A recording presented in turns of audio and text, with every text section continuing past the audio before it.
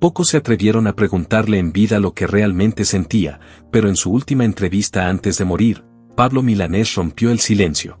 Con la voz gastada y la mirada perdida en los recuerdos, confesó por primera vez por qué se volvió enemigo de Silvio Rodríguez, el hombre con quien compartió escenario, ideales y traiciones. Reveló por qué llegó a odiar a Fidel Castro, y cómo terminó encerrado en un campo de concentración en Cuba, viviendo en carne propia la represión del mismo sistema que alguna vez defendió con su guitarra.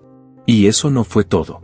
Pablo también habló, sin filtros, de los 7 artistas que más odiaba, y sus palabras no fueron amables. Dijo nombres que estremecieron a todo el mundo de la música cubana y latinoamericana. No fue una entrevista bonita, fue una confesión cruda, llena de rencor, desengaño y verdad. Lo que escucharás hoy nunca se había contado con tanta claridad. Mira, con los años uno aprende que no todo lo que se canta, se cree, y no todo lo que se calla, se olvida. Yo empecé cantando boleros, canciones de amor, del feeling, de esa Cuba que tenía alma, calle, cigarros y poesía. En los años 60 llegó la revolución, y con ella Silvio, 2 jóvenes con guitarras, sueños y la esperanza de cambiar el mundo. Y lo hicimos, sí, pero no sabíamos que el precio sería tan alto. Silvio y yo fuimos hermanos de escenario, cómplices de causa, hasta que la causa nos devoró a los 2. Mientras él seguía cantando para Fidel, yo empecé a mirar lo que no querían que se viera, los presos, la censura, los artistas silenciados.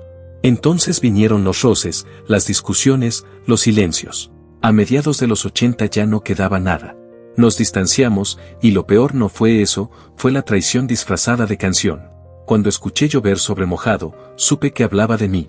No dijo mi nombre, pero me conocía cada verso. Silvio me reprochaba haber cambiado, haberle dado la espalda al sistema.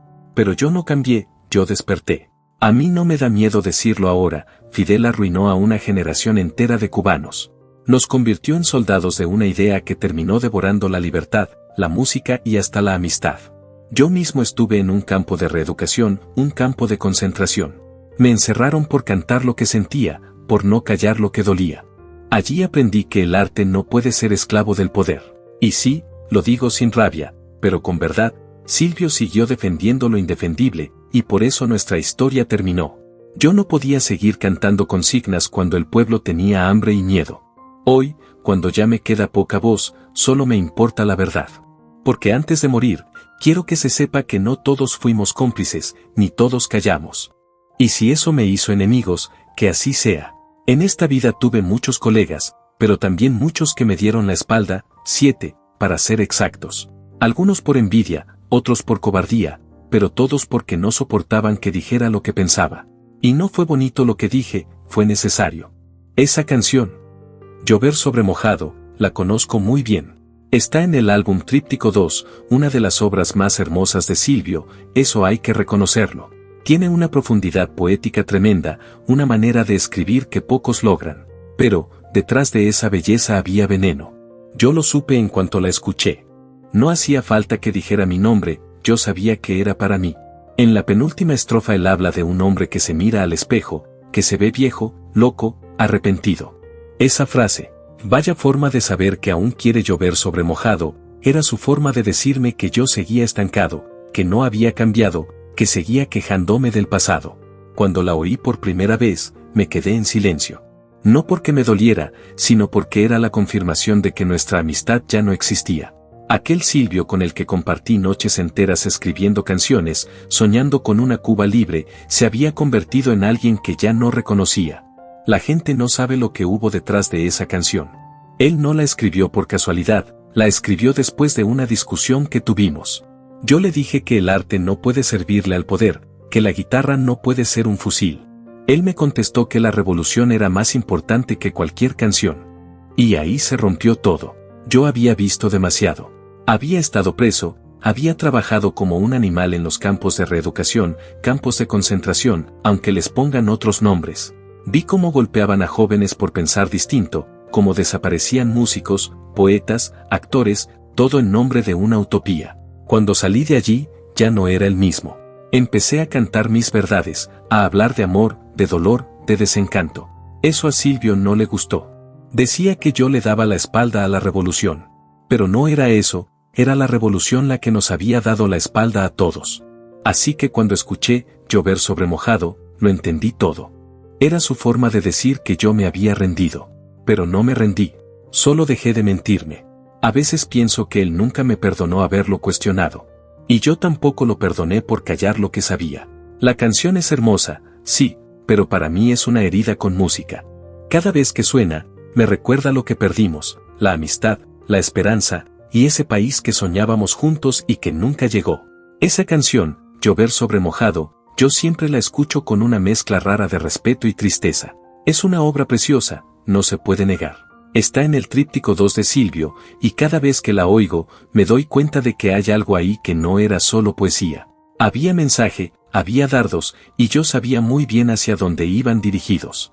Cuando Silvio escribe eso de, un obrero me ve, me llama artista noblemente, me suma su estatura, está hablando de la gente, de la mirada del pueblo hacia nosotros. Pero esa última parte, vaya forma de saber que aún quiere llover sobre mojado, era como decirme, sigues quejándote, sigues mirando atrás, sigues revolviendo el pasado. Yo entendí perfectamente. Era su forma de responder a las críticas que yo había empezado a hacer contra el régimen de Fidel Castro en los años 80. Porque sí, yo fui de los primeros que alzó la voz.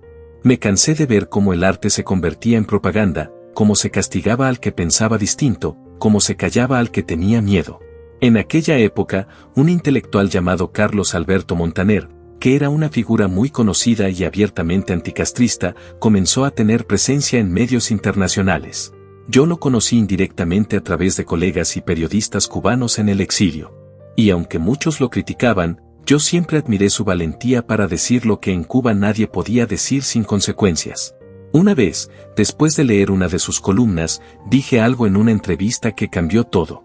Dije que el arte no puede ser cómplice del poder, porque entonces deja de ser arte. Eso llegó a oídos del Ministerio de Cultura y, por supuesto, a oídos de Silvio. Él me llamó por teléfono. Me habló con tono duro, casi como un regaño. Pablo, estás confundiendo libertad con traición. No puedes decir eso. Estás dando armas a los enemigos de la revolución. Yo le contesté, Silvio, los enemigos de la revolución están dentro, no fuera. Están en los que usan la palabra patria para justificar el miedo. Esa fue la última conversación sincera que tuvimos. Después de eso, nos vimos en algunos actos, en homenajes, en escenarios compartidos, pero ya nada era igual. Y desde entonces, sí, llovió sobre mojado. Sobre amistades rotas, sobre ilusiones, sobre la música misma. Pero así es la vida, mi hermano, cuando dices la verdad en un país de silencios, hasta tus amigos te llaman enemigo. En aquella ocasión yo hablé con honestidad.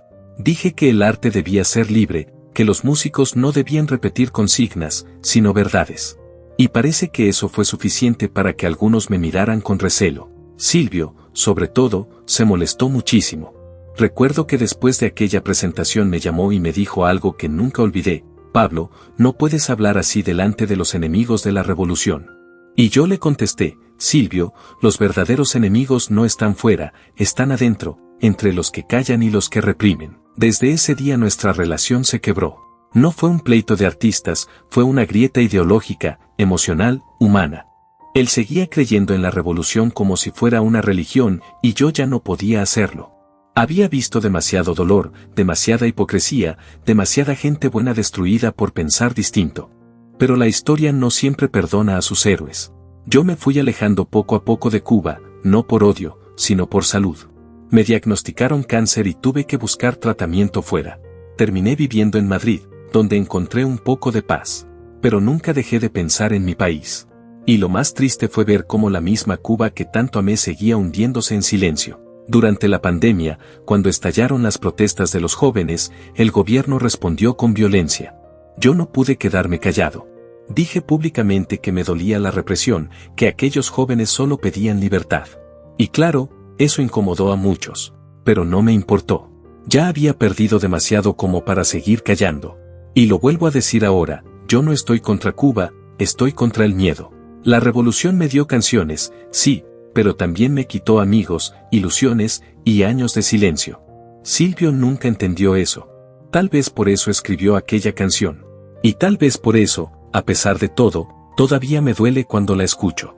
Y si me piden ser honesto, hay una figura que, en vida, me desconcertó profundamente, Gloria Estefan. No hablo de ella como mujer ni como ser humano, esa sería una mezquindad, hablo como cantautor, como alguien que vio nacer y morir muchas utopías. A Gloria la recuerdo en la radio, en las fiestas, en esos momentos en que la música se vuelve espejo de la emigración, ritmos que atraviesan fronteras, cantos que consuelan exilios. Pero también la recuerdo como símbolo de otra cosa, de una industria que transforma el dolor en producto y la memoria en fórmula. Cuando yo cantaba boleros y luego me lancé a la trova, buscaba la verdad en el verso, la grieta humana que hiciera sentir a otro que no estaba solo. Ver cómo algunos artistas se convierten en brand, tan pulcros, tan medidos, me dolía porque me parecía que se perdía la imperfección sagrada del canto. No es que la música comercial sea mala, pero a veces la veía vestir heridas con lentejuelas para que fueran aceptables en vitrinas que no conocen exilio ni represión. Con Gloria me pasaba eso, admiraba su voz, su disciplina, la forma en que recorrió el mundo desde Miami, pero me incomodaba cierta distancia entre su escenario y el rumor de la calle cubana. No es un rencor, es un cuestionamiento. ¿Cómo mirar a los jóvenes que sufren y al mismo tiempo sonreír en un set que todo lo blanquea? ¿Cómo conciliar la nostalgia con la necesidad de funcionar en un mercado que exige siempre la misma versión de la tristeza? Años atrás habría callado estas cosas para no sembrar discordia, hoy lo digo sin afán de herir, cuando veo ciertos gestos, conciertos que celebran sin nombrar el dolor, discursos que eluden la raíz de la culpa, me entristece. Me entristece porque creo que el arte verdadero debe incomodar, debe partir heridas para que la gente pueda curarlas. Dejemos claro, Gloria hizo su camino, y en muchos sentidos lo hizo bien. Sus canciones llevaron alegría a millones. Pero para mí, como hombre que vivió la realidad cruda de la isla, algunos caminos artísticos supusieron una renuncia, no a la música, sino a esa obligación moral de mirar de frente al dolor propio. Si en esta lista de confesiones ella aparece como la segunda figura que más me desconcertó, no es por odio. Es por la tristeza de ver cómo a veces la fama y la comodidad diluyen la memoria colectiva. Y yo, que he cantado para no olvidar, no puedo celebrar el olvido aunque sea envuelto en ritmos pegajosos.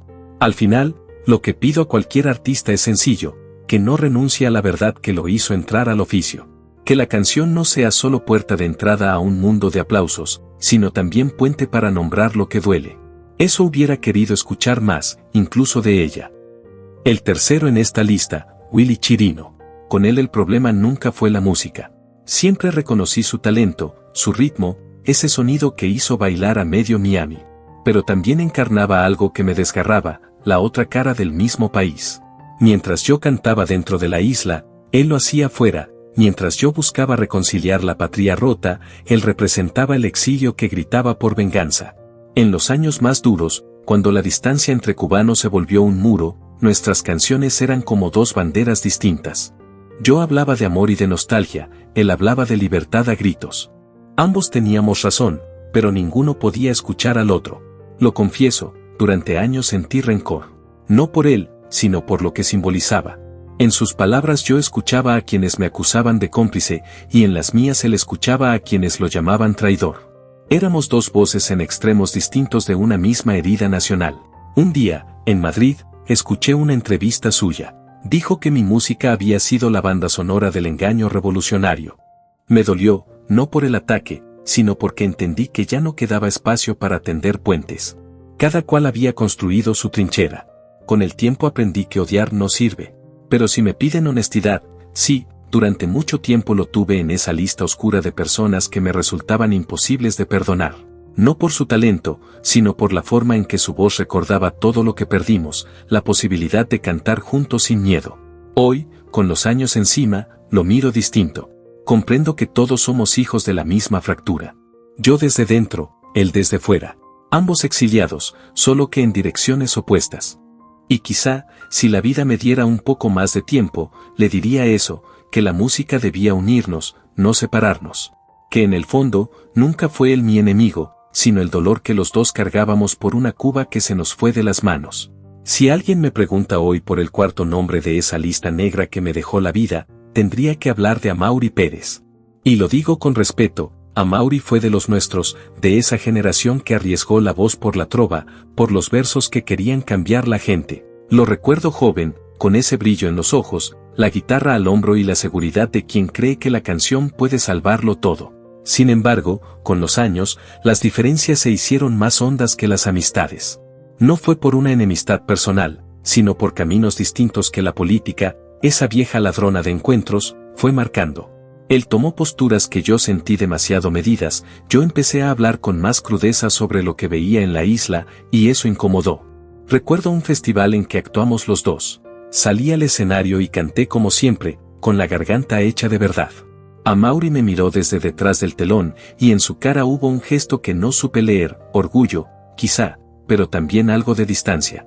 Después del concierto nos saludamos, intercambiamos frases cortas, pero ya se sentía un muro. Para entendernos, no hay que buscar enemigos en las leyes ni en las banderas, a veces los enemigos son los silencios que aceptamos. Y Amaury, con su manera elegante de hablar, a veces me dio la sensación de que prefería la preservación de su espacio dentro del sistema a la incomodidad de señalar las heridas. Eso me dolió.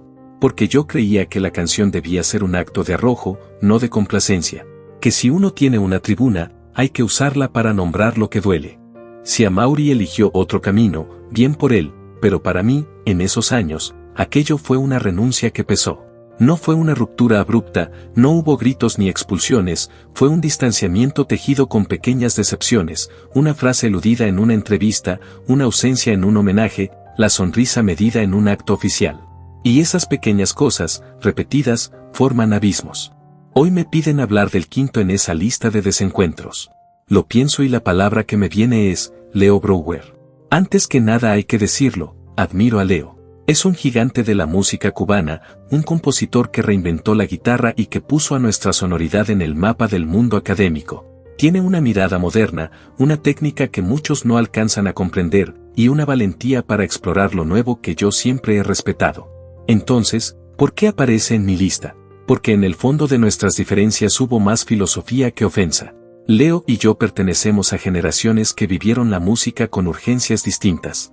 Él buscó la abstracción, la experimentación, llevar el instrumento al límite, yo buscaba la palabra clara, la historia que les hablara a la gente en la plaza, al que trabaja, al que sufre. Recuerdo una reunión en un festival, hace años, en la que ambos debatimos sobre la responsabilidad del creador. Leo defendía la autonomía del arte, la música no debe plegarse a la consigna, decía, con ese gesto severo que lo caracteriza. Yo le respondí que la música también tiene que curar heridas, nombrar dolores, y que en ciertos momentos la estética no puede divorciarse de la justicia. Fue una conversación larga, respetuosa, pero con chispas.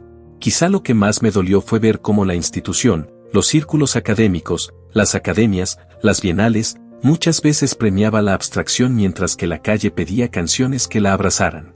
Leo navegaba con elegancia por ese mundo, yo me manchaba las manos con el barro donde la gente vive. No digo que uno sea mejor que el otro, digo que fuimos ríos paralelos que rara vez se encontraron.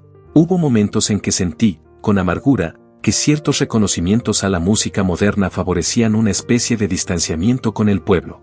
Y en Leo, que se convirtió en una figura institucional poderosa, yo vi esa tensión en su propio cuerpo, el artista que entra en los salones y que, por supervivencia o por convicción, habla el lenguaje de quienes mandan.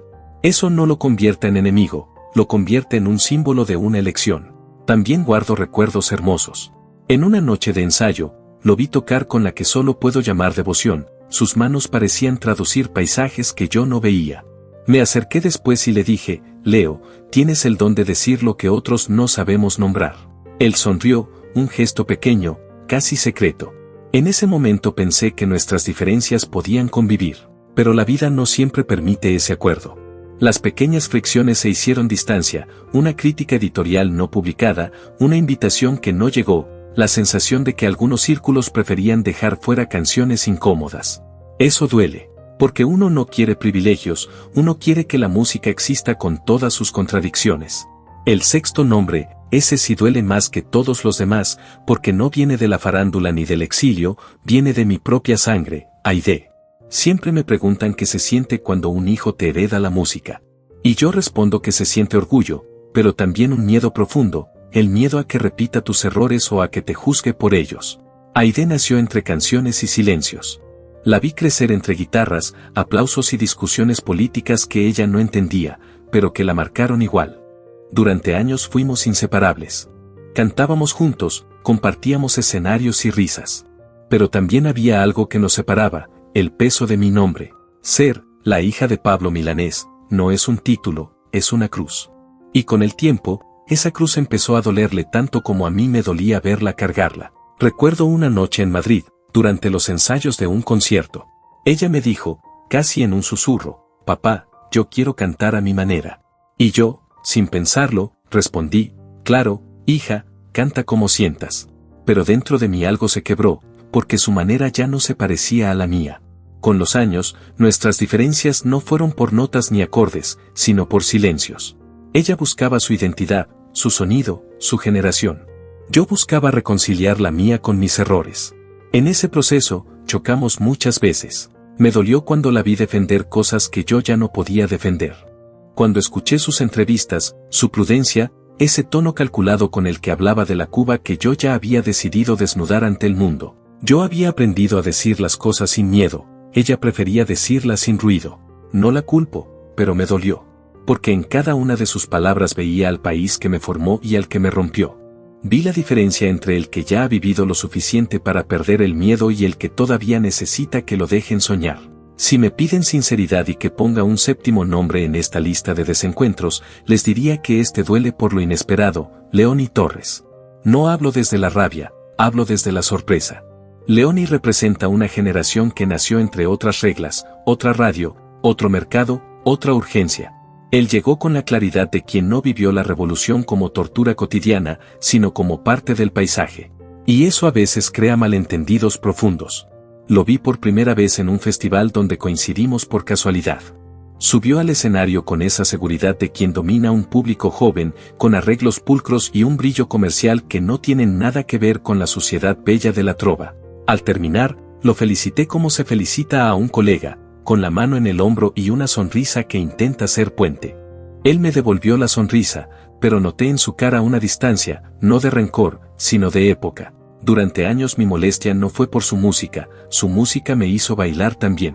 Fue por lo que simbolizaba, la normalización de una estética que evita el conflicto, que no nombra las heridas porque el mercado premia lo pulcro, lo vendible, lo que no incomoda. Cuando la juventud de la isla pide cambios, cuando la calle grita, a veces escucho en ciertos escenarios una tendencia a suavizar, a enmarcar lo incómodo en filtros. Y eso me duele. Me molestó, también, la facilidad con la que algunos celebran desde la distancia sin nombrar la historia. Vi entrevistas en las que se le pedía comentar sobre el país y elegía la prudencia, respuestas medidas, palabras de unidad que no nombraban las heridas. Lo entiendo, cada quien cuida su vida, pero como músico yo esperaba más valentía moral. A mí me tiene cansado, hasta aquí, que sigan diciendo que Cuba es un paraíso. Que allá no hay hambre, que hay justicia, que todo el mundo vive feliz, eso es mentira. Cuba fue hermosa, fue digna, fue un sueño, pero hoy es solo una sombra de lo que fue. Yo empecé a hablar de eso mucho antes que esta nueva generación de jóvenes, a los que respeto y admiro profundamente por salir a las calles a reclamar sus derechos. Pero mucho antes, en el año 1992, ya yo decía que el sistema había fracasado.